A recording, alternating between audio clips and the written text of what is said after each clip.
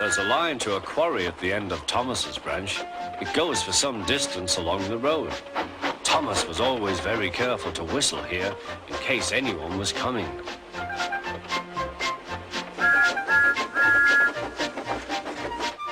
Early one morning, a large policeman was sitting close to the line.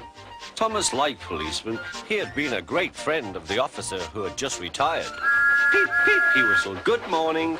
Thomas expected that the new officer would be friendly too, but was sorry to see that he didn't look friendly at all. He was red in the face and very cross. "Disgraceful," he spluttered. "I didn't sleep a wink last night. It was so quiet, and now engines come whistling suddenly behind me." "I'm sorry, sir," said Thomas. "I only said good morning." The policeman pointed to Thomas. "Where's your cowcatcher?" he asked. "But I don't catch cows, sir." "Don't be funny," snapped the policeman. He looked at Thomas's wheels. No side plates either, and he wrote in his notebook, "Engines going on public roads must have their wheels covered and a cowcatcher in front to protect people and animals from being dragged under the wheels if they stray onto the line. You haven't, so you are dangerous." "Rubbish," said Thomas's driver. "We've been along here hundreds of times and never had an accident." "That makes it worse," the policeman answered. He wrote "regular lawbreaker" in his book.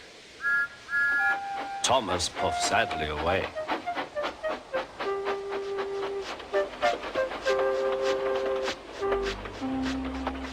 Sir Topham Hatt was having breakfast.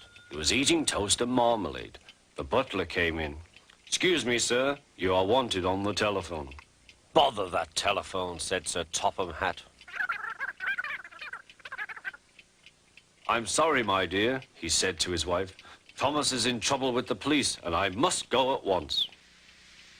At the station, Thomas's driver told Sir Topham Hatt what had happened. "Dangerous to the public, indeed. We'll see about that." Sir Topham Hatt spoke to the policeman.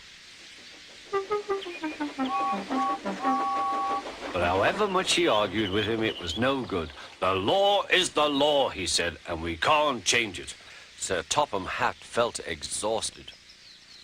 "I'm sorry, driver," he said. "It's no use arguing with policemen. We will have to make those cowcatcher things for Thomas, I suppose." "Everyone will laugh, sir," said Thomas. "They'll say I look like a tram." Sir Topham Hatt stirred. Then he laughed. "Well done, Thomas. Why didn't I think of it before? We want a tram engine. When I was on my holiday, I met a nice little engine called Toby. He takes freight cars from the farms, but the trucks are taking over most of his work and he needs a change. He has cowcatchers and side plates. I'll write to his superintendent at once."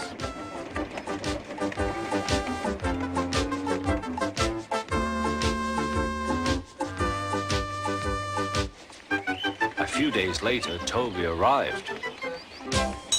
"That's a good engine," said Sir Topham Hatt. "I see you've brought your coach, Henrietta." "You don't mind, do you, sir?" asked Toby. "The station master wanted to use her as a hen house, and that would never do." "No, indeed," said Sir Topham Hatt. "We couldn't allow that."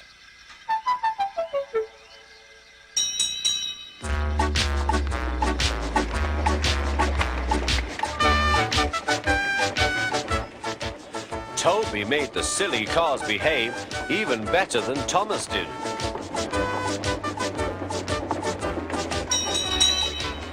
Oi, you!